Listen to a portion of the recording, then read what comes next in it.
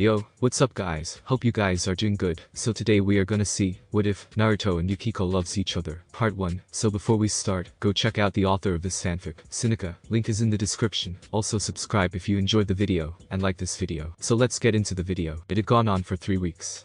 The fear, the crying, and the running. I had been chased out of my village by the villagers to screams of witch and monster amongst other things. I had barely escaped with my life. All I knew was that I had to get away. Far away as possible. I thought over my short, simple life I had lived. My name is Refugee Yukiko. Up until just over 3 weeks ago, I had lived in the village of snow, learning from my parents' medical textbooks and scrolls that had been left to me, and trying to get everyone to acknowledge that I even existed.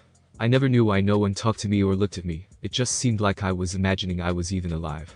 The night of my 12th birthday, the reason I was ignored was revealed. Returning home after gathering some groceries with the meager amount of money I had to ration from my parents' inheritance, I placed the bags of food onto my small apartment's kitchen floor, and began unpacking when I felt a sudden chilling pulse from my stomach. I grabbed my stomach and clutched it from the odd feeling, but it soon faded, so I continued unpacking only to have that pulse of bone-chilling energy return, only much stronger. I dropped to one knee and gasped from the pain. The pulses continued to come one after the other, as I bit my tongue to keep from screaming. After several minutes of these energy pulses, I fell face first onto my kitchen floor, oblivious to the fact that my groceries were still unpacked. I regained consciousness to the steady sound of water falling. Drip, drip, drip. After a while I groggily opened my eyes, and looked around to see that I was in some sort of dilapidated maze of corridors that had the yellowish tint of age and decay. I felt like a dead weight, completely unable to move. As I was trying to go back to sleep to get out of this stream, I heard a very strange noise. It sounded like a cat's hiss, although calling it a cat's hiss would be incorrect. That was unfortunately the closest thing I could identify it to. Upon hearing it, my eyes shot open, and I looked around for the source of the noise, unable to find the point of origin. Despite my body's condition, I slowly got up and leaned against the wall for support before going off trying to find the location of the strange noise. Just as I was about to collapse from exhaustion, I looked to my right down another tunnel, only to find a strange pure white light. I turned down the side passage and walked into the light. As the light faded, I gasped in surprise. There in front of me was a giant gate, held closed by a slip of paper with the kanji for seal on it. I just stood there for what felt like an eternity. Thoughts were going through my mind a mile a minute. What is this? Where is this? And the light before a glowing pair of emerald green eyes, rimmed by gold with slits for pupils, and a giant mouth full of pure white dagger-like teeth, appeared from inside the cage. Welcome, little human. I have been waiting for you. Who are you? Why don't you come closer and find out? Without thinking, I slowly trudged to the gate before I felt a rush of air coming from inside the cage. Using what little energy I had left, I sprang back, just as a pair of giant claws rushed through the gate, landing where I had been just seconds ago. Luckily, the claws were stopped due to the fact that they were too big to reach any farther. Damn this infernal cage which keeps me sealed. Do you have any idea what it's like to see the same 4 walls every day and every night for 12 years? How I long to be free, causing havoc once again. Pity that will never happen again, will it? What are you talking about? You still haven't answered my question as to who you are. My, ever the impatient one, aren't we? Very well, human, I will tell you who I am. I am Nipi, the two-tailed demon cat, queen of the undead. But I thought that Nipi was only a folktale told to scare children into doing what they were told. Oh, I assure you, my little kitten, I am very real. Would you like further proof? I dumbly nodded my head, not really knowing what to expect. A deep hissing laughter erupted from the cage, as the face of Nipi bobbed up and down with a sneer on her face. Very well. I will return you to the land of the living. When you wake up, focus on some chakra and look at your stomach. If that's not enough proof for you, go to the graveyard and think of me. I'm sure you'll believe me then. The room started to waver and warp, all the while a roaring laughter could be heard that slowly faded away until there was only silence. I then woke up, still on the kitchen floor surrounded by my shopping. Thinking that it was all a dream, I continued unpacking my shopping, then went to continue my evening meditation session. Just to make sure that what had happened was nothing but a nightmare, I pulled off my shirt and focused a small amount of chakra to my navel, only to see a growing pattern of intricate black circles radiating out from my stomach. I immediately remembered that the cat had my dream, and I ran to the graveyard, hoping that it was all some cruel prank. I entered the graveyard and ran to my parents' graves for comfort. Knowing what I had to do next, I calmed myself and thought of Nipi. Before long, I heard a sneering laughter echoing deep in my mind. Miss me, kitten. I lost it. I completely snapped. I let out an unearthly scream that echoed through the village. What happened then, I only vaguely remembered, but I remember a green mass of goo-like chakra rising out of my stomach and proceeding to cover my entire body. What began as a slow sting turned into a feeling of pure utter agony. Saying it hurt was an understatement. With each part of my body the chakra covered, I lost control of that body part. When the chakra covered my hands, my fingernails transformed into retractable claws. When it got up to my chest, I began a small whimper, which slowly rose in pitch before turning into a scream that could wake the dead. When it reached my neck, I leaned my head upwards, trying desperately to get away from it. As the goo covered my head, the scream quickly transformed into a demonic roar. My chakra armor had taken on the appearance of a cat. I had a long chakra tail that twitched with excitement, and the chakra that was surrounding my ears formed the shape of a cat's ears. The chakra armor then seemed to almost absorb the moon's light, hiding my body inside an opaque form of a cat. Slowly, the chakra armor became transparent. My head slowly lowered, and once I opened my eyes, my normal violet eyes were now emerald green with gold rims and cat-like pupils. My canines had also elongated dramatically. I now was no longer in control of myself. What's happening to me? I've taken the liberty of showing you your heritage. Watch now very closely, my little kitten, and I'll show you how I earned my title of Queen of the Undead. My arms moved by themselves, flying through hand seals at breakneck speed. By this time, I noticed that most of the village was awake and at the entrance to the graveyard. Most of them had makeshift weapons or torches of some sort. Some even had real weapons of varying descriptions. When they saw me, they froze, unsure of what they should do. Though the look on their faces is going to be priceless. Watch carefully, my little kitten. This is what you can really do when you put your mind to it. Finishing the last of many hand seals, I turned to the villagers and stared at them. Although I was speaking, not only was it not my voice that came out of my mouth, but the voice that did come out chilled the villagers to the bone. I call upon the souls of the damned. Raise, my children. Rise, and serve me once again. Kuchi's no jutsu. Taitu's abachai tari. For a moment nothing happened. But then, all over the graveyard, the ground started breaking apart in front of most of the gravestones, from which mangled bodies crawled, moaning, and creaking. I turned towards the mob, whose faces showed such horror, disgust, and rage. They started moving forward to try and destroy me for disrespecting their loved ones, but I simply turned to them and held up a hand. That's as far as you go, little humans. Once again, they stopped, unsure of what I had meant. I turned to face the army of reanimated corpses, before addressing my undead army. As the first task for your master, I would like those pitiful mortals to be hunted for their crimes against me. Make sure none survive. Go, my children. The zombies lurched forward, gaining speed and momentum. The villagers broke ranks and ran screaming for their lives. Now do you believe I am real, my little kitten? Nibi asked sadistically. How could you? My mind was backed into the last little corner of sanity. Just one more little tap, and I'd be as good as gone. Now is not the best time to question how. I suggest you take yourself and flee the village. Quite frankly, I was doing you a favor. I was absolutely fed up with those pitiful humans treating us like they did. Just remember, everything you feel, I feel. Demons have feelings too, you know. Nibi let out a slight sigh, but I was far too worked up to notice it. But I have nowhere to go. My family died long ago. I have no relatives outside the village. Did you even think this through before you took control of my body? I screamed at the cat, demanding an explanation. I did. I have been planning this for almost 12 years, kitten. Have you heard of the hidden village of the leaf in the fire country? She asked in a calm manner. Of course. Why? I was now not only scared out of my wits, but confused as well. That would probably be the best place to go right about now. I have a friend that I last saw around Konoha.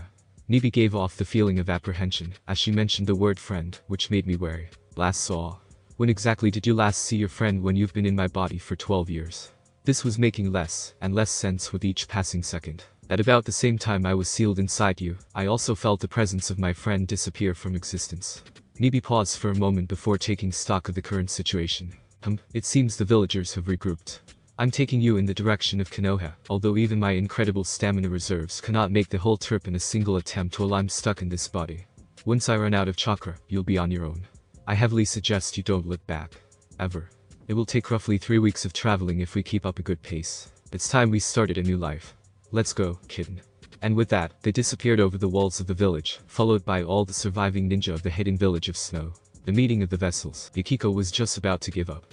3 whole weeks of trudging through snow, across the sea, through a desert, and finally through a forest, and she still hadn't seen the damn village. And what was worse is that those ninja were still tailing her, hoping for revenge. Nibi, please, how much longer? I can't take this anymore. Patience, kitten. I can sense the village very close. I also sense someone ahead of you. Someone ahead of me. Oh no. Don't tell me they managed to flank me. I've worked too hard for this. Oh Kami-sama, why did you do this to me? Unknown to Yukiko, that someone ahead of her was the exact opposite of who she thought it was. A few hundred meters away, oblivious to the fact that Yukiko was approaching him, this person was going through a few extra training rituals that required him to be out in the forest this morning.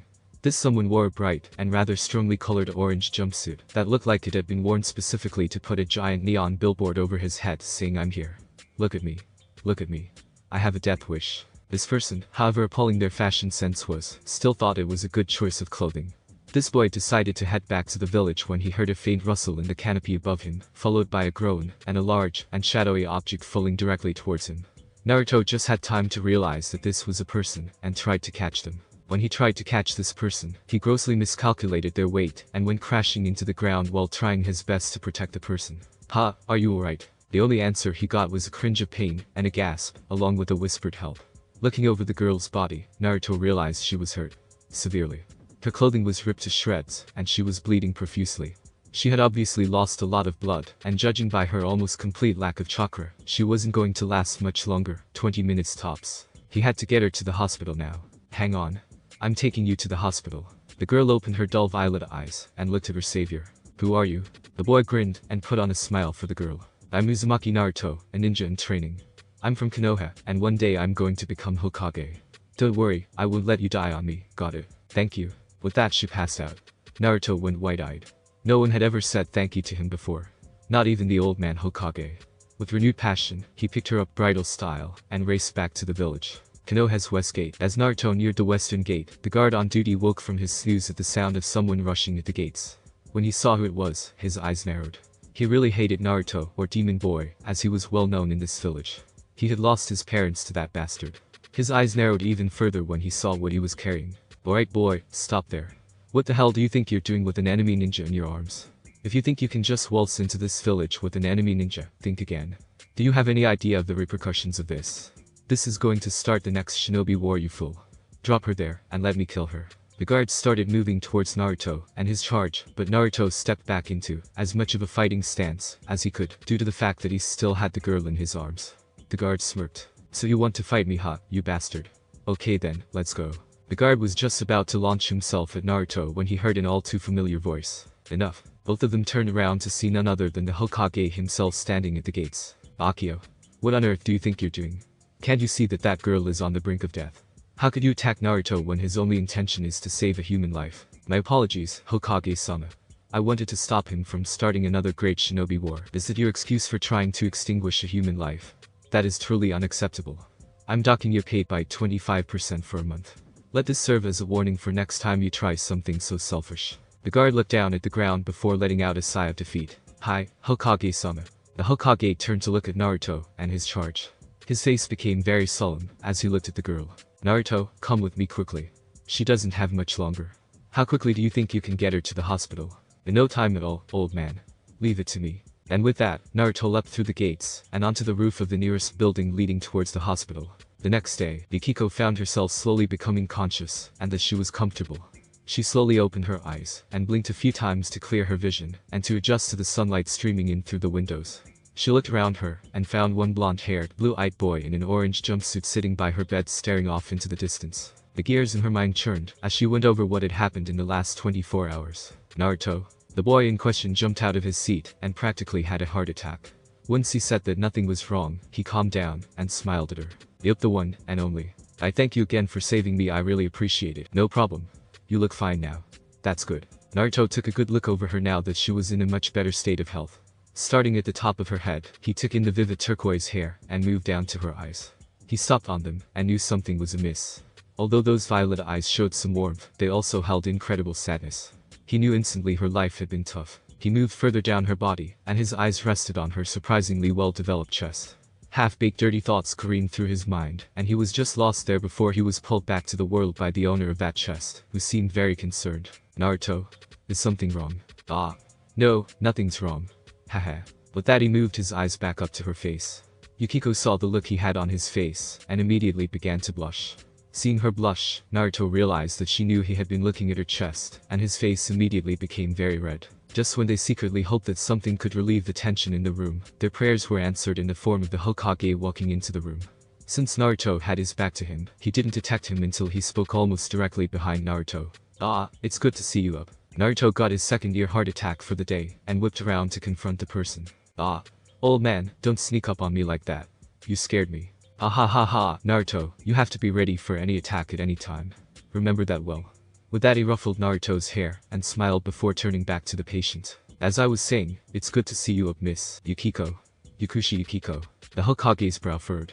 Yukushi, he'd heard of that name somewhere before. Without giving it much more thought, he turned back to the matter at hand. It is a pleasure to meet you, Miss Yukushi. As you've probably guessed, I'm very concerned as to what a ninja from the hidden village of Snow is doing here so far from home. Would you be able to fill me in? Hi, Hokage-sama. The Hokage turned to Naruto, who was standing there eagerly, wanting to find out this girl's story. Naruto, I'm going to have to ask you to wait outside while I talk to this young lady. You can come back in after we're finished, okay? Naruto looked crestfallen, but he mumbled something and complied, walking out the door and closing it behind him. With that taken care of, the Hokage could once again turn to the problem at hand. So Miss Ikushi, why are you here? You do realize that this could start the next hidden war between the Snow and the Leaf, right? Hi. Then please explain yourself. Yukiko began to recount her tale, including everything from her village's treatment of her up to raising the undead army that had been forced by her demon to attack and slaughter most of the villagers. The Hokage listened through all of this with a grave face. Yukiko knew she didn't stand a chance in Hades of staying in Konoha, and she would be sent right back to her death. At the end, she cried from the stress of it, and gasped when she felt the Hokage wrap his arms around her and give her a hug. No one had ever hugged her before. She went stiff as a board until the Hokage released her. Looking into his face, Yukiko waited desperately for his verdict. Yukiko, raising the dead is a very grave offense.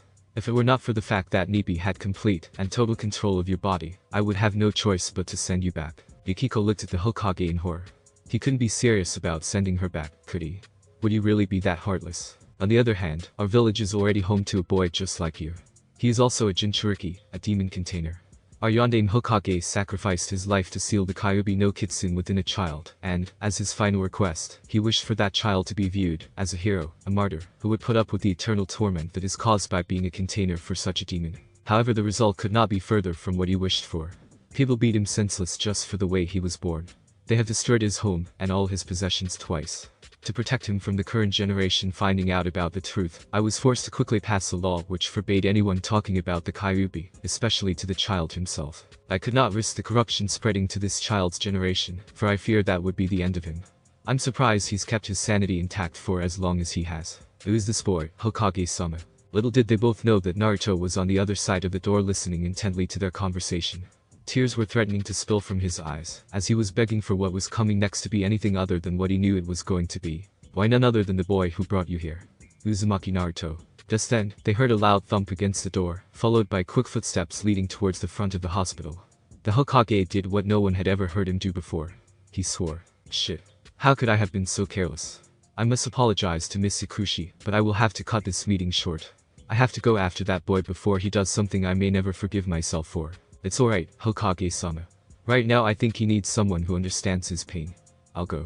The Hokage looked at Yukiko with surprise. But you still haven't recovered fully yet. All I need is one night of rest, and I'm fully recovered. I'm ready to leave now. The Hokage put this phenomenal healing ability down to the Nibi. He sighed and gave in. Very well, Yukiko, please go after him. Please make sure he doesn't do anything foolish. Hi, Hokage-sama. With that, she got out of bed and saw her clothes were still in shreds. She looked around wildly for anything that she could use as a replacement. Seeing her predicament, the Hokage silently thanked himself for his forethought and pointed to a stack of new clothes on top of the desk against the wall. I went and picked up some new clothes for you yesterday. They're on top of that desk. I will leave so you may have some privacy. Arigato, Hokage-sama. With that, he nodded and left the room, closing the door behind himself with a soft click. Yukiko immediately changed and then rushed out of the hospital and began looking every which way for Naruto. He's headed towards the Hokage Tower. You have to get there quickly. I have a bad feeling about this. You? Bad feeling? That's unlike you to say something like that. Quite, kitten. I only say something like that when I mean it. Now get going. Without the need for being told twice, Yukiko hopped onto the nearest roof and swiftly made her way to the Hokage Tower. Yukiko used her heightened senses gained from Nibi to track Naruto. When she was about halfway to her destination, her stomach gave a sudden lurch, and a feeling of dread washed over her. This is really not good. I felt this feeling before. It was when you took over my body. Yukiko felt the Demon Queen stiffen suddenly, as the wave of chakra caused feelings to wash over her. This is chakra. That's Kyuubi's chakra. No wonder I sensed he had disappeared when I was sealed. He was sealed too. Yukiko, get to him immediately. I have to talk to Kaio-chan again. This shocked Yukiko greatly. A Demon Queen calling a Demon King Kaio-chan. She never let any signs of affection show, let alone call someone something so endearing as Kaio-chan. Kaio-chan. Nibi sighed, as there was no use hiding it anymore. She would have to tell her the truth. All of it. She took a deep breath and began. Millennia before both of us were sealed, we were friends. Possibly more than just friends. The other demon lords were jealous of our budding relationship, as I was known amongst the demons as Queen of Ice. No one was able to meld my heart, and I snubbed all the other demon lords. That was until I met Kyubi. He was such a mischievous guy, full of cunning and daring. I don't know what it was exactly that began attracting me to him, but I was no longer the Queen of Ice, because I had found a potential mate. The other demon lords were stunned, but soon, they began to become very envious of Kyubi, and I. The other 7-tailed demon lords got together, and plotted our demise. First, they decided to hold me hostage, and demanded that Kyubi banish himself from the demon realm to the mortal world. Reluctantly, he admitted defeat, and left his throne, and a giant power vacuum in the demon realm. The other 7-tailed demons began a massive struggle for supremacy, of which I had no interest in. I managed to sneak away, and I then decided to banish myself to the mortal realm in hopes of finding my beloved. When I arrived, I immediately felt the presence of Kyu-chan. I stopped and ran towards his location, only to be stopped as I ran through the hidden village of snow. Their leader managed to stop me and rip my soul from my body, sealing it inside a crying little baby girl. That girl was you. Just as I was being praised from my body, I felt the same thing happening to Kyu-chan. So this is the first time I have been allowed to meet my mate in 12 years. Now you know.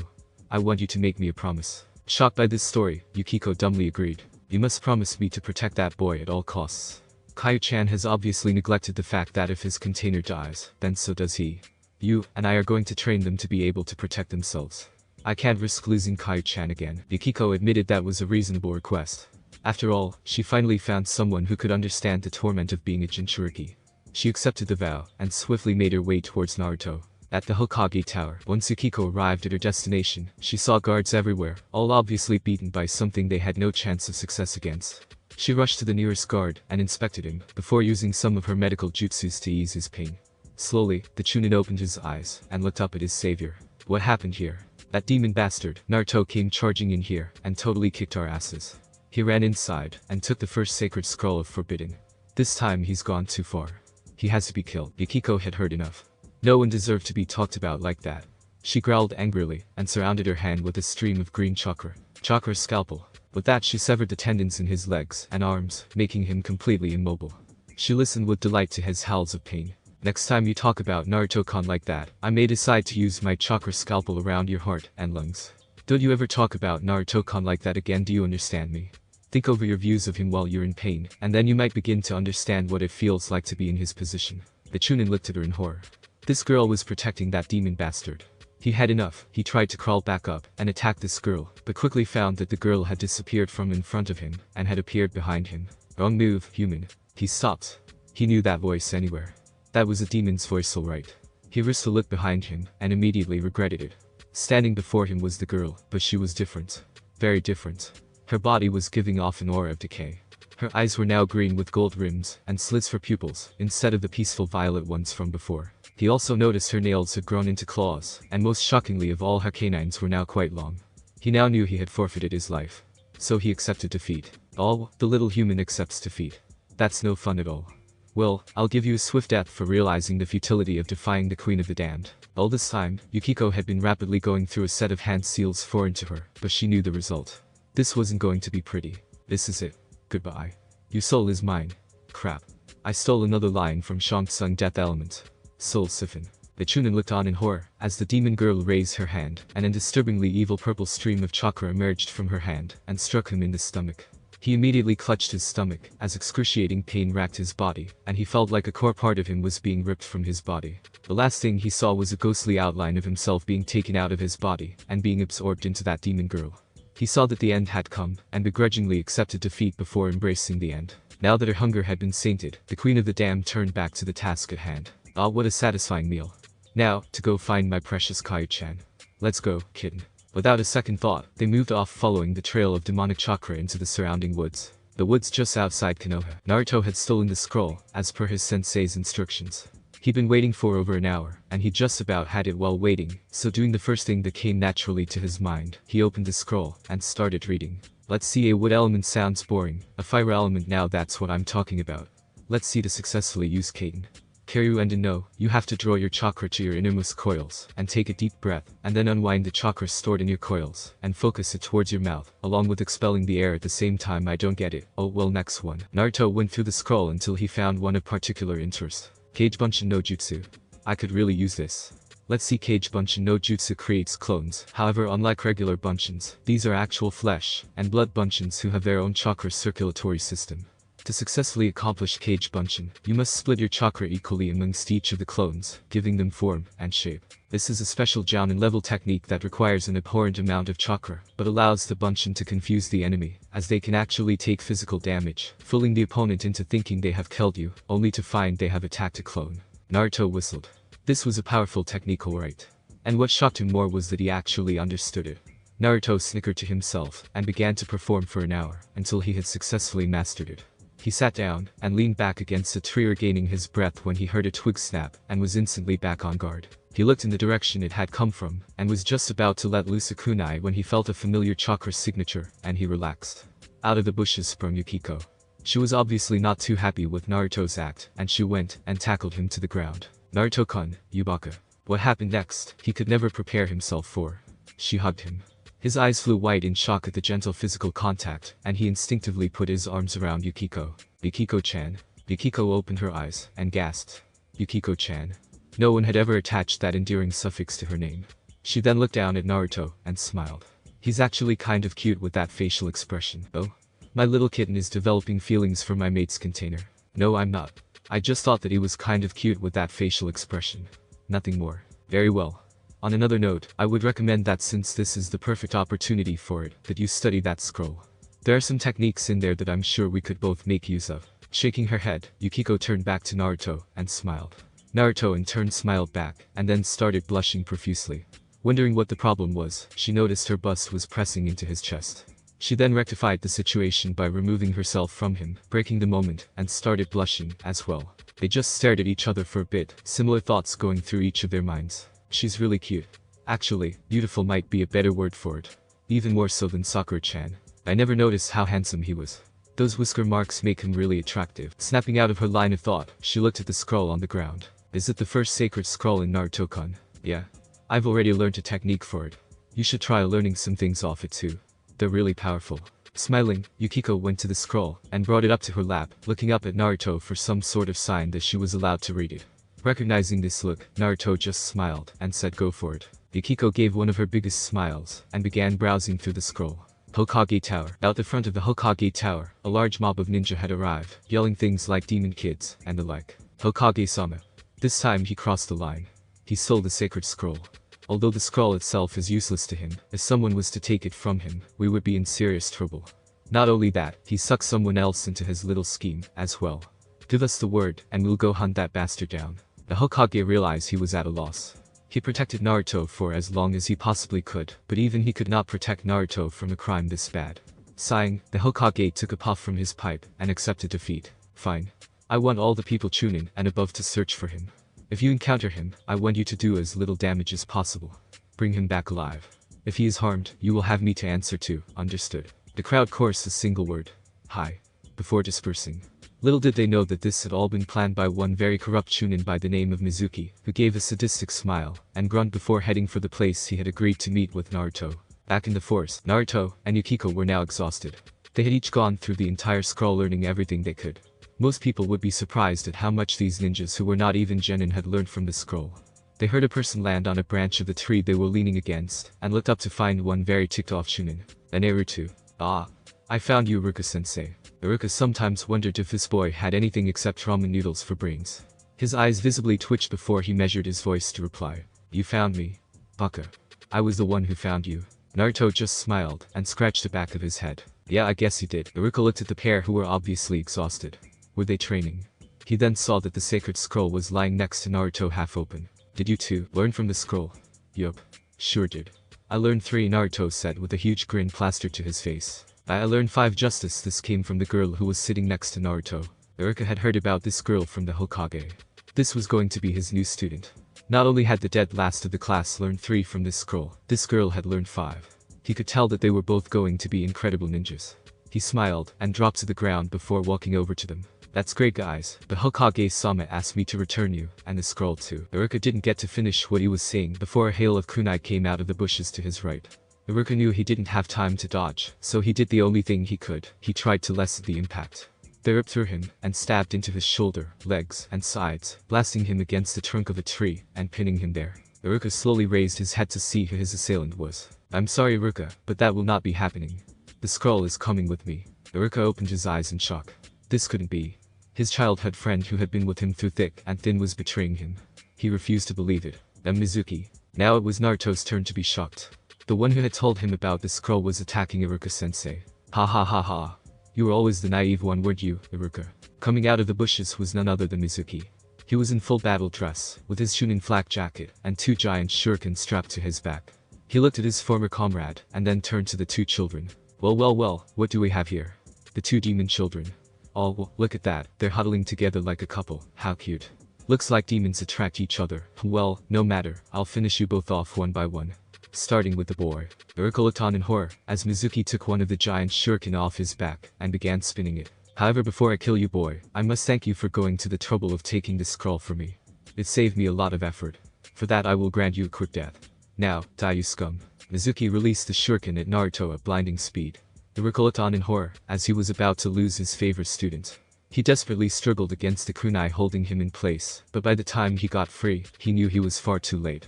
He did the only thing that came to his mind. He screamed the name of his student. Naruto. Naruto looked on in horror, as the shuriken approached his face. He accepted fate, and closed his eyes waiting for the end. Splat. Drip. Drip. Drip. Naruto thought to himself.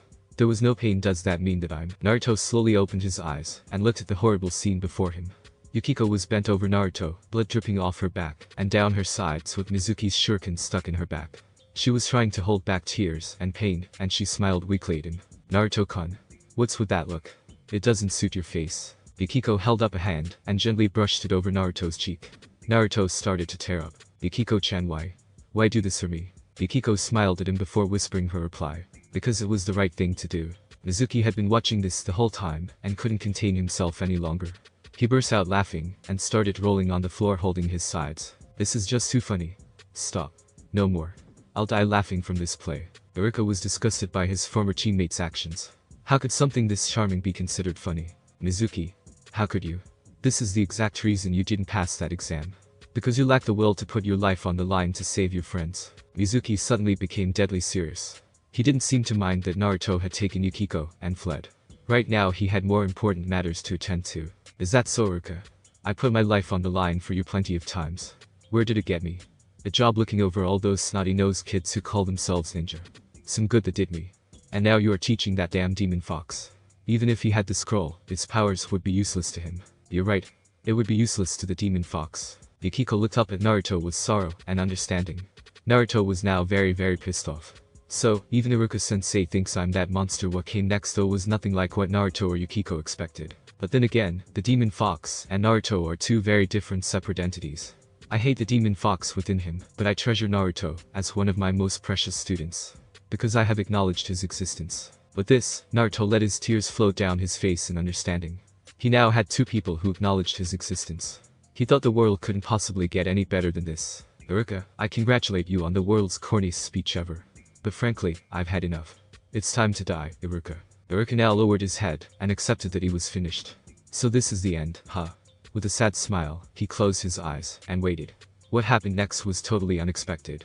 Just as Mizuki was about to release the shuriken, he felt 2 sandals kick him in the chin, knocking him to the ground. Don't you dare touch Iruka-sensei, or I'll kill you. Standing in front of him were Naruto and Yukiko. Mizuki got up, and gave a manic laugh. Oh come on, what could you 2 one-up ninjas possibly do to me? I'll kill you both in one shot. Try it, trash. I'll return the favor 1,000-fold. Then do it, you demon fox. Naruto Yubaka. Take Yukiko, and run. You don't stand a chance. Save yourselves. Kage Bunshin no Jutsu. Iruka lost the will to scream at the spectacle before him. No wonder he had found them so beat up. They really had been training.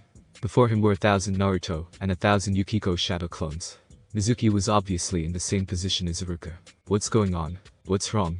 Weren't you going to kill us in one shot? Ha. Very well, I'll start things off then. The Naruto and Yukiko clones cracked their joints, and then turned back to Mizuki. Now, shall we? All throughout the forest, a scream could be heard that could only be described as a tortured scream of a man being beaten senseless. The clones poofed out of existence, leaving only the real Naruto and Yukiko grinning sheepishly over the distorted body of one very badly beaten Mizuki. Haha. I guess we overdid it a little. Naruto looked at his new students with pride and awe.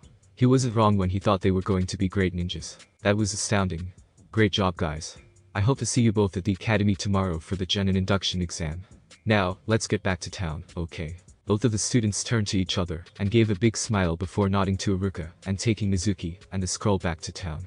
At the Hokage's office, it was a pleasant morning. Mizuki had been interrogated and sent to the Shinobi Correctional Facility indefinitely.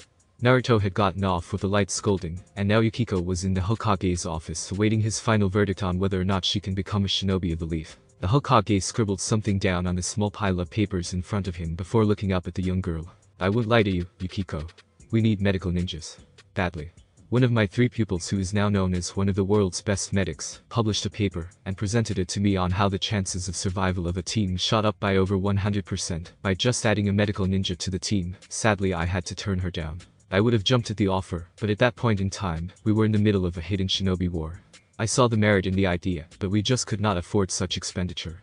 As I'm sure you know, medic nins need not only a decent set of normal shinobi skills, but a vast array of medical knowledge, superior chakra control, and a will to help people. Someone with those qualities is exceptionally rare to come by.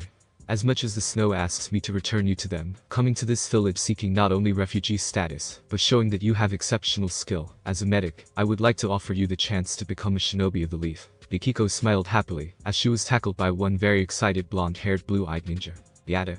Congratulations, Yukiko-chan. Now we can work together and kick everyone's asses. Haha. Yukiko hugged Naruto back and smiled at him. Thank you, Naruto-kun. The Hokage smiled happily at the fact that 2 very alone children had found a close friend in each other. He needed to get on to the next matter, even though it meant breaking them out of their little moments. Yukiko, I'm aware that you don't have any family or friends left alive, do you? At this, Yukiko suddenly stopped smiling. That is correct, Hokage-sama. So that means I'm going to have to give you a new home. I'd love for you to move in with Naruto into his current apartment, but what do you mean, but old man? That's the perfect idea. Yukiko giggled at Naruto's antics before turning back to the Hokage. If I'm not staying with Naruto, then where will I be staying? Ah, you seem to have misheard me. I said I'd love for you to move in with Naruto in his current apartment, but I fear that Naruto is too unsafe in his current unit block. I'm aware that Naruto has received a new round of death threats from his neighbors after the incident with Mizuki and the scroll, so I have decided to break the requirement that the Yondaime gave to me. Naruto. Catch. Naruto swiftly caught the object thrown to him and opened his hand with Yukiko looking over his shoulder. In Naruto's palm was a very ornate key. It was gold-plated, with a beautiful inlet pattern of cerulean blue along the length of it. Attached to the key was a slip of paper covered in blue plastic.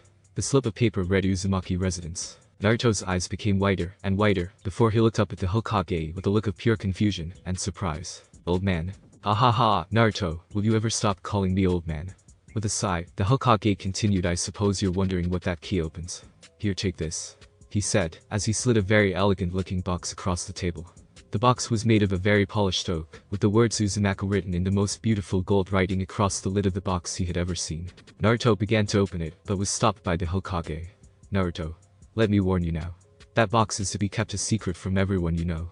Yukiko, myself, and you are the only ones who are allowed to know about the existence of that box. Do I make myself clear? Naruto looked more confused than ever before, but he nodded his head. What's so special about this box, Hokage-sama? The Hokage raised an eyebrow at this sudden sign of respect.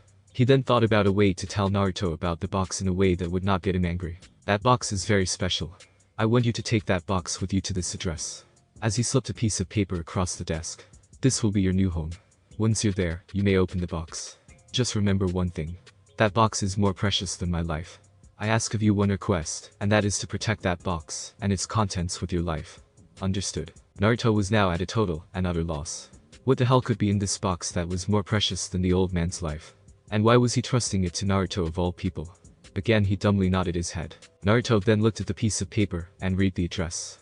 He dropped the piece of paper and just stared blankly at the Hokage. This is some kind of joke, isn't it? Yukiko gave Naruto a confused look before bending her knees and picking up the piece of paper. It read. 67, Tail Drive. Yukiko looked between the Hokage and Naruto. Tail Drive. Where's that? Naruto turned to Yukiko and looked at her with happiness slowly making its way onto his face. Yukiko-chan, Teal Drive is the street where only the richest people in the village live. No one but the head clans and royalty live on Teal Drive. My old apartment could fit inside the smallest house 7 times over. Yukiko frowned. Something just didn't add up here. Naruto had practically lived a life of near poverty, and now he was suddenly moving in with the richest of the rich. A piece of the puzzle was missing. A big one at that. Yukiko turned to the Hokage questioningly, but realized she wasn't going to get an answer. Suddenly, something clicked. The key to the Uzumaki residence was to 67 Teal Drive. Could that mean that the Uzumakas were once? The Hokage realized that comprehension had dawned on Yukiko. She's a sharp one. Unwilling to be hit with a barrage of questions, the Hokage decided to wrap things up. Well, I hope you enjoy your new home. Now if I'm not mistaken, you have several hours before the Genin test begins, don't you? Naruto had completely forgotten about the test. He was going to be late. So he grabbed Yukiko by the wrist and carried the box under his other arm before Yukiko could start her questioning and shouted to the Hokage as he ran out the door. Thanks, old man. The Hokage sighed. He knew it was too much to ask for Naruto to keep calling him Hokage-sama. With that he went back to his work and hoped Naruto didn't take what was coming for him too badly. At the front door to 67 Teal Drive, Naruto and Yukiko gasped when they got to the address mentioned. This was one big house indeed. Naruto checked the piece of paper again, and then went to check the numbers on the letterbox again. No doubt about it, this is it. Naruto jumped up and down before turning to Yukiko. Wow, this is such an awesome Yukiko-chan. We finally got our own house, and a big one at that. Come on, let's go inside and check it out. Yukiko blushed when Naruto took her hands in his, and smiled at her. It's almost like I'm falling for him. Am I? Suddenly a contented sigh echoed at the back of her mind. Ah, young love, nothing like it. Yukiko suddenly turned beet red, and Naruto stopped smiling, and looked at her in a very concerned fashion. Yukiko-chan. Are you feeling alright? You're very red. Do you have a temperature or something? Naruto then placed a hand on her forehead, and then a sudden snapping sound could be heard. You know, one of those anime snaps. Like when Naruto did this to Hinata in the anime when he was hanging from the ceiling of the hospital, and Hinata was about that close to Naruto's face. Yukiko suddenly cried out, and knocked Naruto on the head with her head, and they both slumped to the ground. Inside Naruto's mind, Naruto suddenly heard a dark roaring laughter. He opened his eyes to find him standing in front of an all too familiar cage. I have to admit, kid. That was some seriously funny stuff. Best attempt to hide young love I've ever seen. You get 9 tails out of 9 for making me laugh so hard. Shut up, you damn fox. I was only showing concern for her because she looks sick. Oh, come now. Sick. Kid, to use one of your own expressions, you're a few noodles short of a ramen bowl. Can't you tell? It's so obvious even I can tell. She's in love with you. In love with me. The king of the kitsune gave an exasperated sigh. Yes, I'm in love with you. You have to be one of the densest kids I know. I have to admit though, she's a rather exotic vixen too. Gorgeous face, well-developed chest, thin waist. Ah. Stop turning me into a pervert. I'm not like you. Kyubi gave up. There was no use telling him anymore if he was refusing to accept how she fell for him. Believe what you want. I can't force you to realize that. Although if you do give her up, I will personally rip you to shreds, you understand me? I'm not giving up the chance to be with my mate once again. Naruto looked up at his tenant. Mate. Since when did Kyubi pick a human as his mate? Kyubi realized what the kid was thinking about. This kid was more perverted than he claimed to be. Honestly, do you really think my standards are that low? Mate with an underage human. Kid, you're more perverted than you realize. No, I'm talking about her tenant, Nippy, the two-tailed cat, queen of the damned. Naruto softened visibly. The king of the kitsunes decided he'd had enough of a prep talk with his landlord, so to speak, and decided to send him back to the real world. Remember, kid. Don't play dumb around her. Accept her into your life, and I guarantee you'll be the luckiest man alive. Trust me on that one. Now, I think I've had enough chatting with you. That genin test is this morning, is it not? You've only been out for about 30 seconds in the real world, so I suggest waking up and finding that vixen a bed. No, that's not what I meant, and you call me perverted. Seriously, kid, get your mind out of the gutter. Go on, wake up. Later, kid. And with that, Naruto returned from his deep subconscious meditation to find him slumped against the railings leading up to the front door of the house. Blinking his eyes, he quickly jumped up and unlocked the door and picked Yukiko and placed the box on her stomach before running inside and nudging the door closed with his foot. He ran through the front hallway and looked at the stairwell in front of him. That looked like a good bet, so he ran up and then made a 180-degree turn and went up another set of stairs. Once he reached the top, he saw that this was obviously the room with the bedrooms in it. Without thinking, he ran to the nearest door and opened it to be shocked at what he saw. This was a very elaborate bedroom. It alone was about the size of his old apartment minus the bathroom, but then he saw an ensuite and scratched that. This room was bigger than his apartment. Without wasting any more time, he went to the 4-poster bed that was obviously meant for 2 people. The head and foot of the bed were dark mahogany, and had a beautiful cerulean blue cover with an emerald green symbol on it. Naruto then laid Yukiko down on the bed, and looked at her sleeping peacefully. Was Kyuubi right? Is she really in love with me? Am I in love with her? Gah. I'll never get ready for the exam if I just stand here staring at her though. Suddenly, an all too familiar grumble emitted from Naruto's stomach. Naruto gave an embarrassed smile before deciding to go raid the kitchen for breakfast. Naruto picked a box up off the bed, and placed it on a desk in the corner of the room, and made a beeline for the kitchen. Naruto's line of thought reasoned that if someone was keeping this house clean, they'd definitely restock the kitchen. When Naruto wandered into the kitchen, he saw a note on the kitchen bench.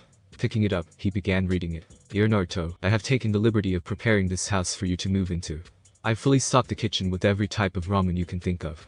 But I've also packed a refrigerator full of vegetables, fruits, and other more nutritious things than ramen. I hope you enjoyed your new house. Take care, Hokage. Naruto smiled. That old man sure knew how to win his heart. As Naruto set down the note again, he opened the first cupboard he could reach, and he stared at the cupboard's contents before muttering something which quickly worked its way into a very loud bellow. Yada. Special Nindo ramen. I love this stuff. The volume of this statement was enough to startle Yukiko awake. Does that boy ever get tired? Unlikely, kitten. He does have my mate sealed inside him after all. Good point. Why don't you go down and get something for breakfast? Yeah. With that, Yukiko swung her legs over the edge of the bed and marveled at the room for the first time. This was certainly a very extravagant room. Shaking her head in disbelief, she made her way towards the ever-increasing roar that was Naruto's voice. Wow. He even gave me 60 packets of that limited edition secret fire country ramen. This is so awesome. Naruto-kun. With that she put her hand over his mouth to silence him. Baka. You'll wake up the entire village at this rate. Keep it down, okay? He nodded his head. Good. To tell you the truth, I really can't be bothered to make breakfast today. Could you please make something for me? I'm going to go take a quick shower before breakfast. Call me when it's ready, okay? Gotcha. See you in a bit. With that she smiled, and before she realized what she was doing, she took Naruto into her arms, and gave him a hug that was a little more than friendly. Naruto didn't know what happened, and he was shocked to say the least. But after a few moments, he instinctively put his arms around her waist. Yukiko pulled back to look at Naruto, and gave him a very warm smile. Naruto-kun, I think you're a really great guy. I really don't see why the other villagers can't accept you. But I won't let anyone harm you while I'm by your side, okay? You're too much of a close friend to lose. Do you want to make a promise? I'll always protect you if you do the same for me. Naruto thought about it for a fraction of a second, and gave her one of his trademark foxy grins. You got it, Yukiko-chan. We'll protect each other to the end. That's a promise. They smiled at each other before Yukiko pulled away, and went to take a shower. As soon as she left Naruto's arms, Naruto suddenly felt like part of his being had been taken away. He then realized that he only felt complete, so to speak, when Yukiko was in his arms. He sighed, and turned around to start doing the only thing he knew how to do. Ramen. Little did Naruto know that Yukiko was thinking almost exactly the same thing he was. I feel so empty when I'm not in his arms. I must say, you've gotten the worst case of love pangs I've ever seen, kitten. What did you say? Love pangs. You've got to be kidding me. Sure, I like him, maybe, as a bit more than a friend, but, I don't know, okay? Maybe I do love him, maybe I don't. This may take a while to get used to, but I believe you'll regret it if you don't continue developing the relationship with him. Trust me, that boy could satisfy your wildest desires. I don't love him enough to do that kind of stuff yet. Oh? You just admitted you love him, didn't you? Yukiko just realized what she had admitted. There was no point in denying it any longer. Okay, so I do love him. So what? Can we just drop this now? Sure thing, kitten. With her work done, Nibi prayed that Kyuubi was doing his half of the work. Unfortunately for her, Kyuubi was having a much tougher time convincing his vessel of his feelings for her vessel. She went back to sleep in her cell, satisfied with her mental persuasion. Admit it, kid.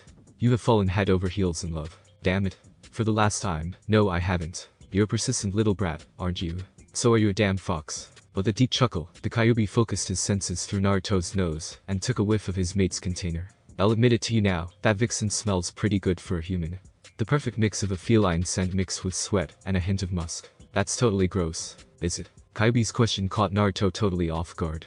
What did he mean, is it? Of course it is, isn't it? Well, now that I think about it, she kinda did make me feel funny when I smelled her hair just before. Kyuubi had had enough.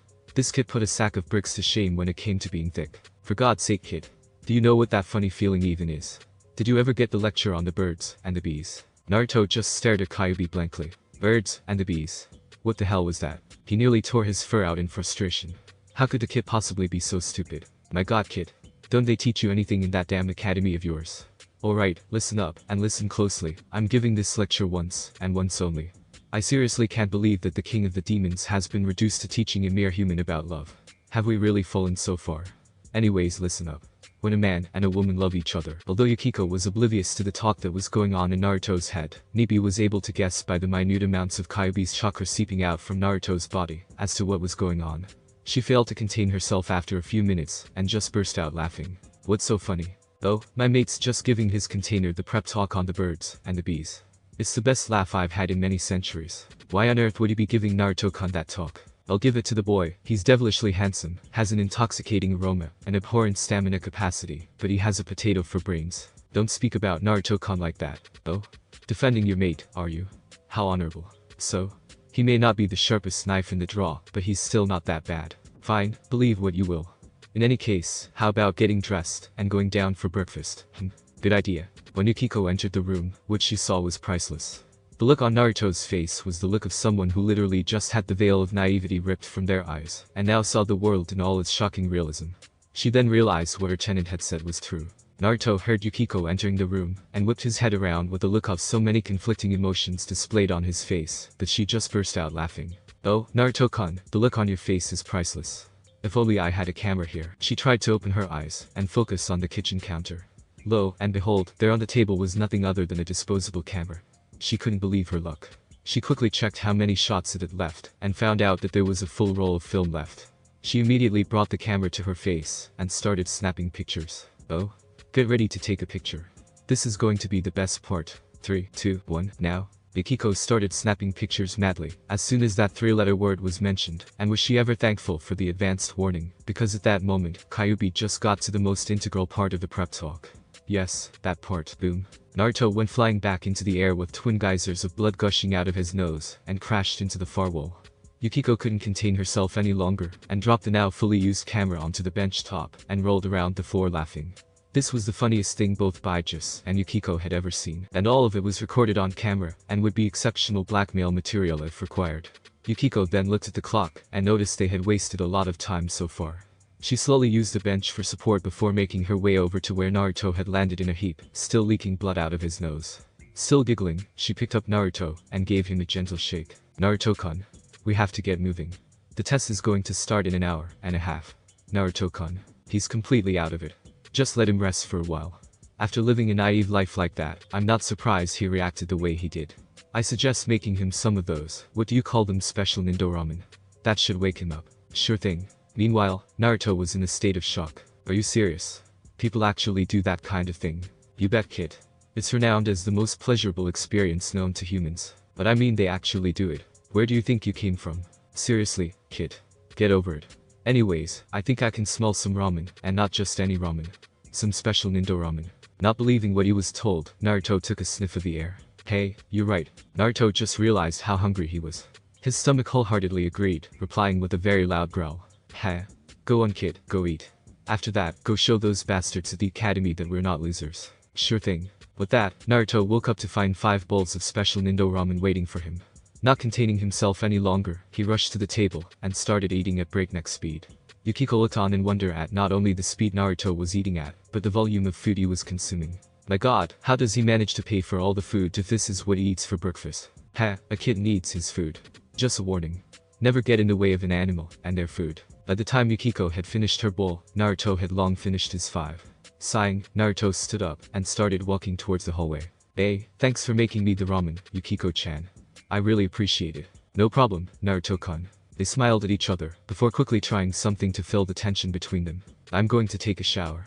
Once I finish, do you want to head for the academy? Sure, I'll get our bags ready. Okay, see you in a few minutes. With that, Naruto quickly scampered out of the room, leaving both of them to struggle with their internal feelings for each other. After Naruto's shower, he quickly realized he didn't have any clean clothes. He went to the chest of drawers, and saw a multitude of clothing. He sorted through it before settling on a pair of black cargo pants, and a red muscle shirt, and then decided to throw on a black vest over the top. He then turned around, and saw the box on top of where he had left it. Oh well. One look couldn't hurt, could it? He trudged over, and opened the box to find it had beautiful purple velvet sides, and a stack of paper, as well as other assorted things in it. The very top piece of paper caught Naruto's attention, as it said to Naruto on the front in roughly scrawled handwriting. Naruto shakily picked up the piece of paper, and opened it delicately, afraid it might crumble in his hands. Opening it, he saw the same roughly scrawled handwriting inside, as on the front. He prepared for the worst, and began to read. Dear Naruto, if you are reading this letter, it means that you are now at Genin or are not far from it. I fully regret that I will not be present to watch you graduate.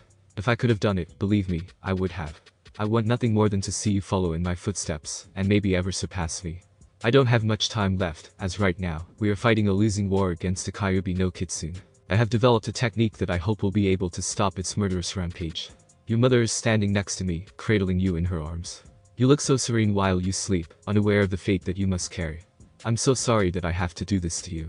I understand if you never forgive me, because I truly don't deserve it. Naruto, this is the last time we will ever communicate. At this point, the ink on the page seems to have run, indicating that some sort of liquid had mixed with the ink before it had dried. Most likely tears. Pushing on, Naruto continued to read. I hope you find some girl that will make you happy, Naruto. When you do, treasure her, and protect her with your life. We are the last of the Uzumakas. But what will transpire in the next few hours, the number of Uzumakas walking the face of the planet will be reduced to 1. I have to go now, we have reports that the walls of the town have been breached. Farewell, my son. Remember that we will always love you, and protect you in spirit. Love, Uzumaki Arashi and Uzumaki Nitsuhi. P.S. In case you haven't noticed, your old man was the Hokage. Yonding, to be exact. Now that you know that, I expect you to surpass me. I will not accept anything less than you reaching Hokage, or at least captain of the Anbu forces like your mother. P.P.S. Below this letter in the box is everything you could want to know about our heritage, our trademark, and other assorted things. P.P.P.S. I really shouldn't be doing this, but don't forget that we will always love you, even if you don't love us. Goodbye, my son. Naruto just dropped the letter, and bawled his eyes out. How could no one tell him about this? He was the son of a Hokage, for God's sake. People wouldn't have dared touch him if they knew that. Downstairs, Yukiko was just finishing packing their bags when she heard sobs coming from upstairs. Very worried, she turned away from the bags, and ran towards the sound of crying. When she reached the bedroom, she found Naruto on the floor in a fetal position next to a piece of paper. Her maternal instinct took over, and she rushed to his side, and hugged him in a bear hug. Naruto-kun. What's wrong? Tell me what happened. Naruto just looked up at her with a pleading expression in his eyes, before he pointed to the piece of paper, and whispered, "Read it." Yukiko picked up the piece of paper, and began reading it. The pieces of the puzzle were now fitting together. The reason why he was hated, why he didn't have any parents, why he specifically had been chosen as the container. All of it fit together perfectly. She let a tear roll down her cheek, and went back to Naruto, and hugged him, before kissing his forehead. It's going to be okay, Naruto-kun, I promise. Would your dad have wanted to see you like this? Come on Naruto-kun, be strong. Today is the day of the Genin exams. Show them why you are not to be messed with. Naruto stopped crying, and hugged Yukiko fiercely. He pulled back slightly to look into her eyes before whispering, "Thank you." They both closed their eyes, and leaned in, and slowly, their lips met in a light kiss. They both just sat there, enjoying these new sensations that they had never experienced before. To them, it felt like an eternity, but it was in fact only a few minutes. Slowly they pulled apart, gasping for air. They looked at each other with a new expression on their faces. Love. Naruto didn't know what to say. Luckily, a certain tenant did. Asked her. What? Very eloquent kid. I asked her to be your girlfriend. But, trust me. With much blushing Naruto began stuttering, and mumbling before his words were finally audible. Yukiko-chan, will you them girlfriend? Yukiko smiled, and looked at him with a mixture of understanding, and love. Yes, Naruto-kun, I will. They both smiled at each other again before Naruto began fighting again. May I? Again, Yukiko smiled in understanding. Yes, Naruto-kun. He smiled before leaning in to claim another kiss. This one however was slightly more passionate, although shorter than the last one. Both demons gave themselves an imaginary high five, and a very loud yada. Naruto's bedroom. After gazing into each other's eyes for an indeterminate period of time, Kyuubi remembered what was supposed to happen today, and decided to break the moment. Oi, kid. As much as I hate to break this touching moment, I'd suggest digging through the box quickly, and getting some of the techniques out of it. I hate to admit it, but I gotta agree with you on this one. Yukiko-chan, I'm going to go through this box quickly, and try to get some techniques down before the academy starts. If you want, you can sit here with me, and watch, or maybe even look through some of these yourself. Yukiko smiled, and understood how much that box actually meant to him, and felt her heart melt that he was willing to share it with her so soon. He's a sweet kid, isn't he? Yeah, no wonder I love him. With that, they started shifting through the box, pulling out all sorts of odds and ends.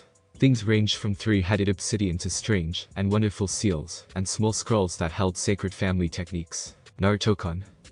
Didn't your father have a trademark move called No or something? Yeah. Come to think about it, he did too. Let's see if I can find it here.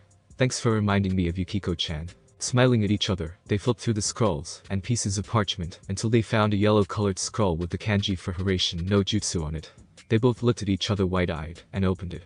They leant in close and became totally engrossed in the scroll's lesson. Same scene, just an hour and 15 minutes later. Naruto lay on the bed gasping.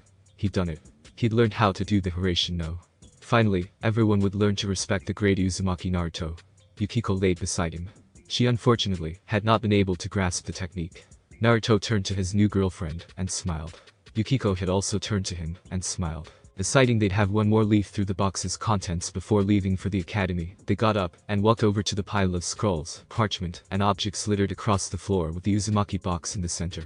Picking up a stack of parchments that were closest to them to place back in the box, he noticed that a small slip of paper had fallen out. Curious as to what it was, he picked it up and read it. "Well son, this is going to be my final gift to you. I know that you will lead a life fraught with danger, so I decided to use my last few days on Earth scouting for my final gift for you. At the bottom of this page is a pair of seals. Draw your blood and smear it across the left seal. Make sure you do this in a wide space, as the results take up a fair amount of room. Basically, the left seal is a one-time use seal that can be used to summon the contract holder of the foxes. Very fitting, don't you think? Anyways, I decided to get another one just for good measure, and although I came across many, I had a difficult time deciding which one to pick, so in the end, I picked a number out of a hat. Corny way of deciding, huh? To decide which other contract holder to include. The winner was Cats. Sorry if this wasn't what you wanted, but I hope you like it soon. Uzumaki Arashi." Naruto almost started tearing up again, but he shook his head and headed to the door of the room. He turned back to Yukiko and beckoned her to follow. As he reached the front door, something caught his eye. On the back of the front door was a pair of trench coats. Not just any trench coats, but both of them were long and white, with red flames licking the base of the cloak. Naruto went and pulled the larger one off his holder on the back of the door and looked over it. It had the symbol of a frog that had a gash down one of its eyes, and a pipe coming out of its mouth on the right breast, and on its left breast, and the embroidered name of Arashi on the front. Turning it over, he noticed on the back was the name Uzumaki in big red lettering. Naruto grew wide-eyed. "This is my dad's coat." Yukiko was amazed, and then looked back up at where Naruto had gotten the coat from. She noticed that there was a similar, although much smaller one on the other hook. Taking it down, she examined it. On the left breast was a picture of the Kyuubi. On the right breast was the name Naruto. Turning it over, she saw the name Uzumaki on the back in the same big red lettering. Turning to Naruto, she handed the cloak to him. "I think your parents were expecting you here." "Nani? What's this?" "Oh my god. My own version of dad's coat. Sweet." Without a second thought, Naruto put the coat on, and saw a piece of paper stuck to the inside using chakra. He went to remove it, and found the chakra to be very warm, comforting, and above all, very familiar. As soon as he disengaged it, the chakra shot up into Naruto's hand, giving him a sudden jolt, before leaving him strangely calm. Yukiko saw this, and started getting worried. "Naruto-kun, are you okay?" Naruto snapped out of his little daydream, and smiled. "Yeah, I'm fine. Let's go out, and I'll show you what I wanted to show you, okay?" Nodding her head, Yukiko put her hand in Naruto's, and they blushed a bit before walking outside. Once they were outside, Yukiko glanced at her watch, and opened her eyes in horror. "Naruto-kun, we only have 10 minutes until the exam." Naruto just smiled, and held her hand, calming her temporarily. "Don't worry, I have it all planned out." Taking out the piece of paper that he had found, he bit his thumb, and smeared his blood across the left seal, and instantly, the piece of paper began to smoke. Both their eyes grew in fear, as Naruto threw the piece of paper into the street. Suddenly, a loud poof of smoke appeared, and began to clear. When it was clear, both of them stood there shocked. Before them was a 5-tailed golden kitsune with a large scroll held in its jaws. Kitsune brought its eyes to the pair, and then looked at Naruto, narrowing its eyes. "You're Uzumaki Naruto, correct?" Naruto snapped out of his stupor, and responded. "That's right. The one and only." Kitsune's eyes narrowed, and then he bowed down to Naruto, releasing the scroll at Naruto's feet. "You're the first to ever sign the contract of the foxes. You should feel lucky. Well, what are you waiting for? Sign the contract, and get this over with. I hate the mortal realm." How do I sign the contract?" Kitsune sighed. "Just unroll the scroll, and go to the first column. Then, draw blood, and write your name in blood, and underneath that, put blood on the tips of your 4 of their fingers, and then sign the contract with your handprint. Simple as that." Naruto smiled. He bit his thumb, and wrote his name in the first column of the scroll. Uzumaki Naruto. He then brought each of his fingers to his thumb, and then pressed his fingerprint onto the bottom of his column. "Oh, and by the way, what are the seals for the summoning?" The kitsune practically, but quickly recovered. "The seals are dog, dragon, horse, serpent, boar, in that order. Anyways, the pact is sealed. Welcome to the world of kitsunes, Uzumaki Naruto. I'm out of here. Until next time, kid." The kitsune picked up the scroll in his mouth and then just poofed out of existence. Realizing that they only had 10 minutes left, Naruto hurried and picked up the piece of paper. He held it out to Yukiko and told her what to do. She bit her thumb and smeared her blood on the right seal, and they quickly threw it out onto the street, knowing what to expect. They were not disappointed, as they saw the seal starting to smoke, and then another loud poof. After the smoke had cleared, they saw in front of them a two-tailed black cat. The cat also had a scroll in its mouth. The cat looked at both of them, but this time she settled on Yukiko. "You're Yukiko, correct?" "Hi." As with Uzumaki Naruto being the first to sign the contract of the kitsunes, you are the first to sign the contract of the cats. Do I really need to explain myself as to how to sign the contract? No, I'm fine.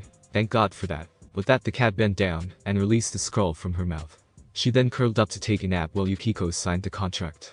Yukiko bit her thumb and began writing, Yukiko. Then, like Naruto did, she brought each of her fingers to her thumb and sealed the contract with her fingerprints. "Welcome to the world of cats, Yukiko." The seals for summoning cats are monkey, ox, tiger, hare, and bird in that order. Now if you don't mind, I have some napping to do. Jana. Once again, the cat picked up the scroll and then poofed out of existence. Yukiko then turned to Naruto with a very worried look on her face. "We only have 5 minutes. How are we supposed to get there on time?" Naruto just smirked and picked up Yukiko bridal style, who gave a small squeal. "Didn't I say I had this all planned out? Watch and see." Operation No. Naruto turned into a yellow streak, wheezing over the roofs of buildings, and stopping one building short of the academy. Looking at his watch, it showed he had 2 minutes to spare. "As I said, all planned out." He smiled and let her down, before they both ran into the classroom. As they entered the classroom, everyone just stopped and stared. Not only was there a very beautiful girl entering the class, but who came next totally surprised everyone. Standing in front of them was a chibi version of the Yondaime Hokage. Soon enough, people started picking up on the fact that Yondaime Hokage didn't have whiskers. Only one person in the whole village had those whiskers, Naruto. What is the meaning of dressing up like our Yondaime Hokage? He was far better than trash like you. Naruto stopped and stared in the direction of where the voice had come. "Is that so, Haruno-san? Would you like to take this outside and see if that's really true?" People were getting more and more confused. Haruno-san.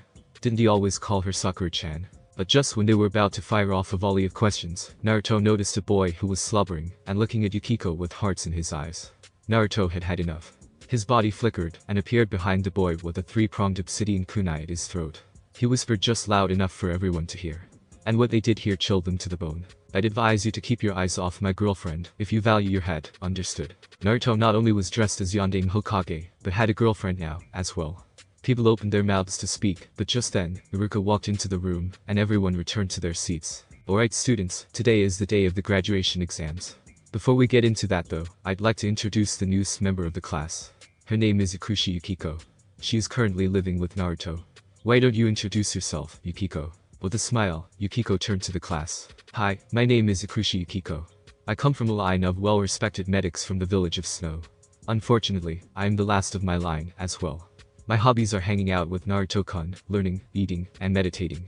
I'm hoping I can learn to know you all better." With that, Yukiko bowed and took a seat next to Naruto and put her hand on top of his, which Naruto smiled at. Everyone turned back to Iruka as he continued with an explanation of the exams. Like last year, there will be 3 tests, however, we feel that the henge test has become redundant. As of this year, we have replaced it with a test where you must use 2 techniques of your own choice, as long as they are executed perfectly. Henge will still be allowed, however. For the first test, shuriken practice. First up, Uchiha Sasuke.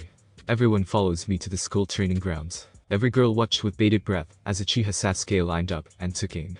He released his shurikens, all of which hit the mark. The girls squealed, and the guys opened their eyes in amazement, except for Yukiko and Naruto, who fell to the ground laughing. Everyone turned to them and looked in disgust. "He's better than you, Naruto." "Yeah. I wouldn't be laughing if I were you." Dead last. Naruto stopped and held up his hand. "Better than me, you say? Would you agree with that, Uchiha?" People started yelling out things like "of course he is," and the like, but Naruto once again held up his hand in silence. Let the Uchiha speak for himself, he is after all a big boy now. Sasuke smirked and replied in his usual cocky tone. "Beat me if you can, dead last." Naruto turned to Iruka and smirked. "Iruka-sensei. Can I go next?" Iruka looked through his clipboard before sighing and gave him the indication to go. "Go on, Naruto." Everyone just sneered and waited for all the shuriken to miss their mark. Naruto sneered back before giving Yukiko a smile and a wink. Naruto then flicked his wrist and began flying through a set of hand seals before announcing his technique. Kage Shuriken no Jutsu. Everyone stared wide-eyed as the shurikens multiplied by 2, then by 4, then by 8. Naruto then watched with a smirk as all the shuriken peppered the log before turning it into a pincushion. As the last one hit, the log shattered into splinters. Turning back to the class, he gave Yukiko a hug and then approached the Uchiha. As you were saying, dead last. People started saying things like cheater. And you're not allowed to use techniques during this part. And so on. Iruka had no idea what to do. According to the rules, nothing stated that you couldn't use Kage Shuriken no Jutsu, but it was just never expected. Well, there's not exactly any rules saying he can't. Nani? I guess I just have to give you a mark. First of 30 Naruto. Naruto went to the back of the crowd and just held Yukiko's hand while watching the others fail miserably in comparison to him. Finally it was Yukiko's turn. Show them that we're not to be messed with, Yukiko-chan. Sure thing, Naruto-kun. Just like Naruto had, Yukiko gave a slight flick of her wrist, then went through the same hand seals as Naruto. Kage Shuriken no Jutsu. Again, all the targets hit their mark, and the log just managed to hold up for a few seconds, before it shattered under the huge amount of pressure. Everyone turned to Yukiko, and formed a perfect O with their mouths. Iruka just sighed, and gave her a mark. These two were definitely becoming fine young ninja. Again, I'm impressed with your abilities, Yukiko. Although you still shattered the log, it didn't shatter as quickly as Naruto's did, so I therefore have to give you second out of 30. Pleased with her result, she went back to Naruto, and hugged him. He smiled at her before whispering in her ear. Good job, Yukiko-chan. Iruka then decided to move on to the next test. Okay students, the next test is going to be the technique test. Naruto, you look fairly confident, why don't you go first? With pleasure, Iruka-sensei. Iruka just stood there wide-eyed, and so did everyone else apart from Yukiko who just smiled. Naruto had disappeared from in front of Iruka to behind him in a streak of yellow light. Ino was the first one to awaken from her stupor. But that was the Yandame's. That's right, Yamaniko-sen. That was Yandame's trademark technique, Hiraishin no. Just remember people, the Yellow Flash may be long dead, but his legacy, the Yellow Hurricane lives on. That was my first technique. I trust it was good, Iruka-sensei. Yes Naruto. Perfectly executed. Continue with your second technique please. Naruto just smirked and bit his thumb, drawing blood. None of the students knew what kind of technique required blood, but Iruka knew. Naruto. You know how to. SHHH. Don't spoil it for the children, Iruka-sensei. Iruka just nodded, and let Naruto continue. Dog, dragon, horse, serpent, boar. Kuchius no Jutsu. Naruto slammed his hand on the ground, and everyone watched in amazement, as intricate circles of kanji spread out from his hand before being surrounded by a large amount of smoke. Once it cleared, people had to pick their mouths up off the ground. This was the all-famous dead last. When did he learn to summon kitsunes, and six-tailed black ones at that? Naruto-sama. May I ask why I have been summoned here? I need to pass the Academy Genin exam, and one of the tests requires me to use two techniques of my choice. One of them was obviously Kuchius no Jutsu. What was the other one if you don't mind me asking? None other than Hiraishin, no, of course. Your father's signature move, huh? Well, I suppose I've served my purpose here I suppose. Anything else you need, Naruto-sama? Nah, I'm good. Catch you later. Later, Naruto-sama. It was good meeting you. Jana.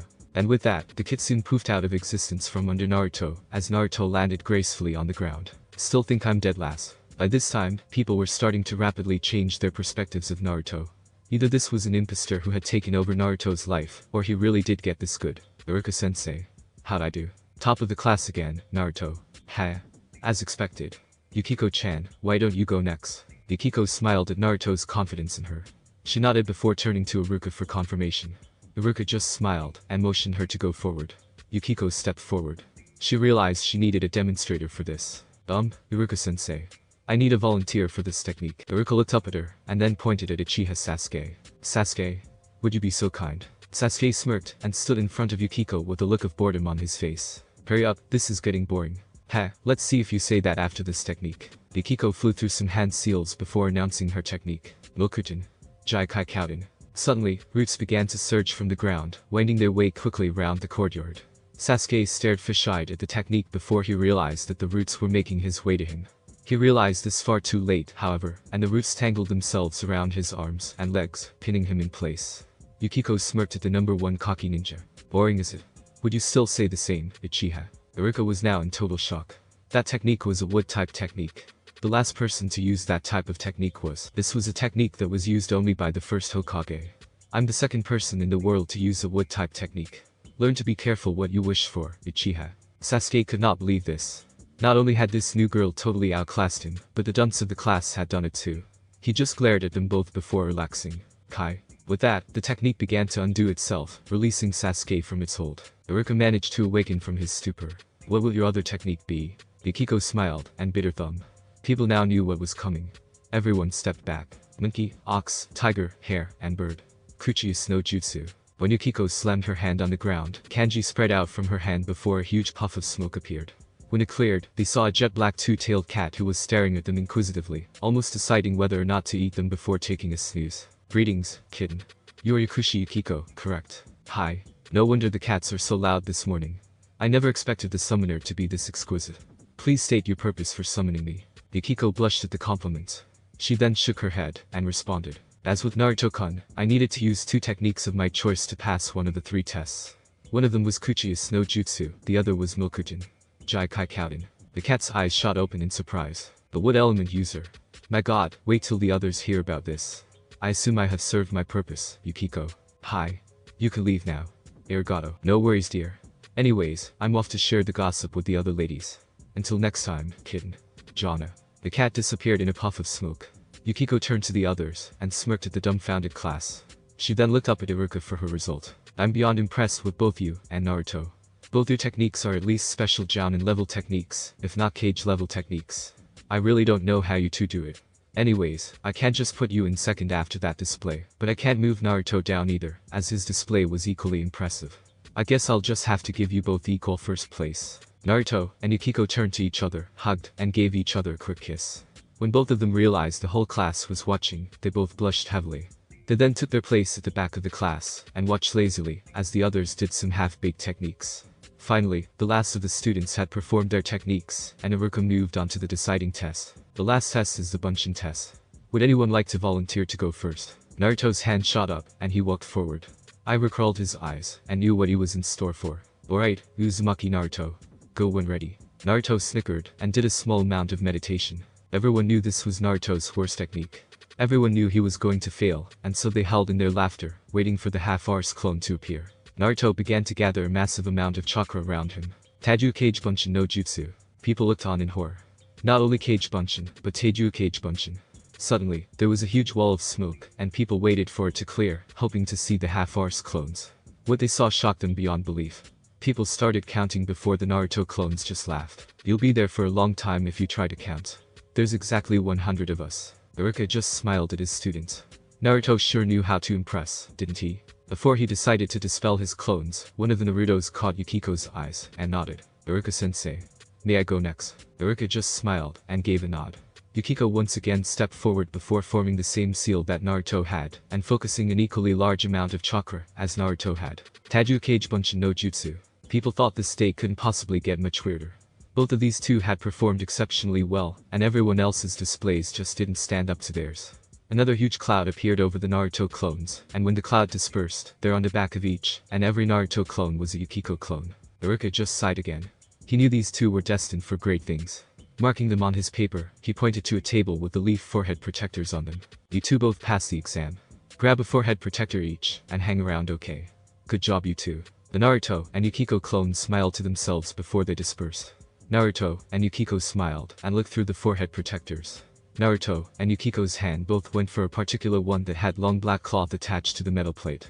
When their hands touched, they blushed before giving each other a small, but nonetheless passionate kiss. It's yours, Yukiko-chan.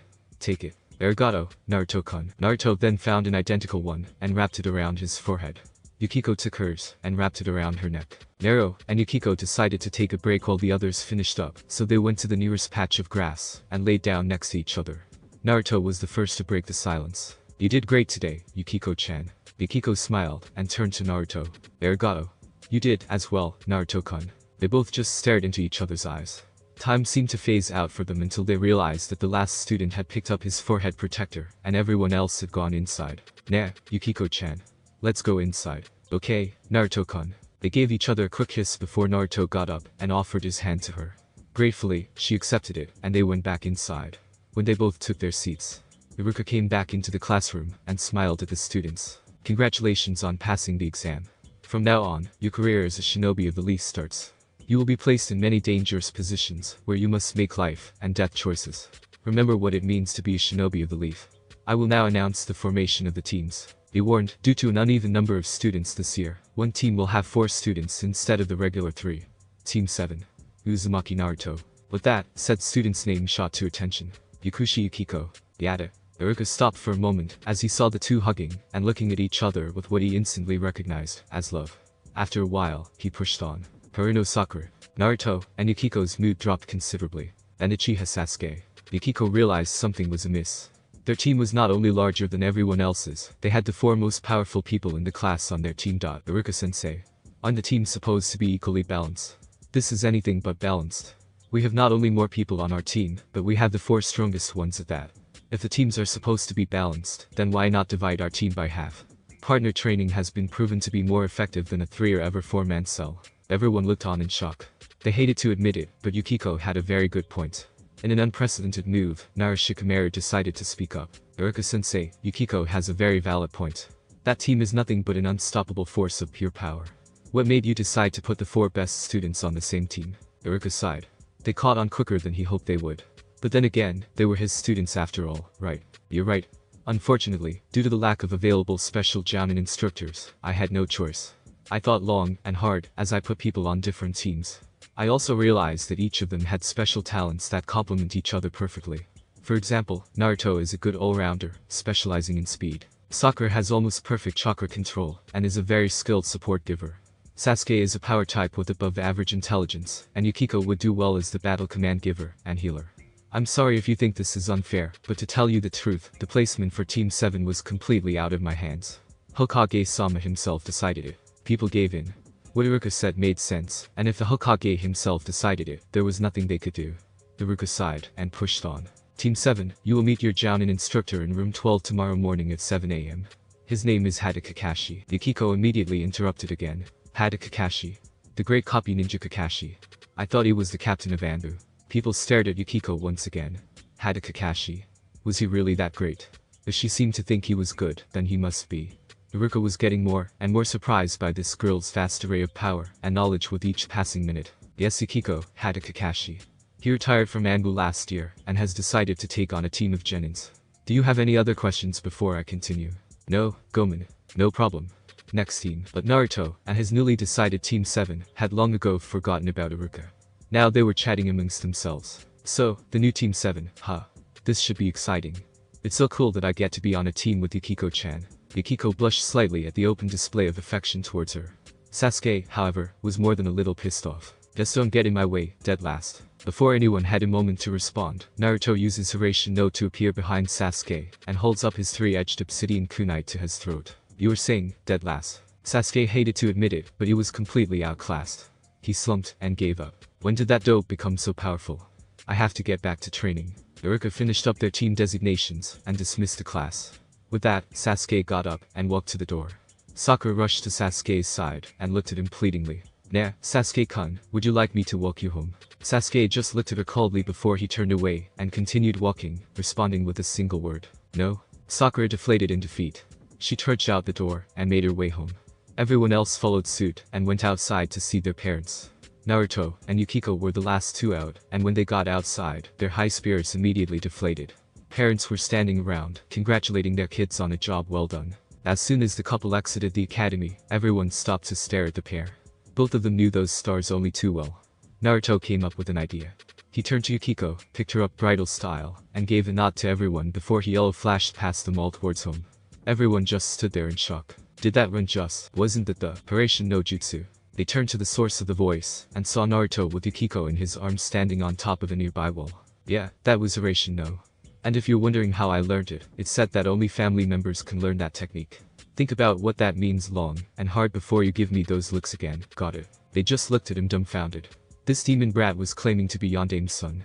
Naruto suddenly gave off a wave of rather large color intent, which caused the crowd to step back slightly. Once a discriminator, always a discriminator. You people sicken me.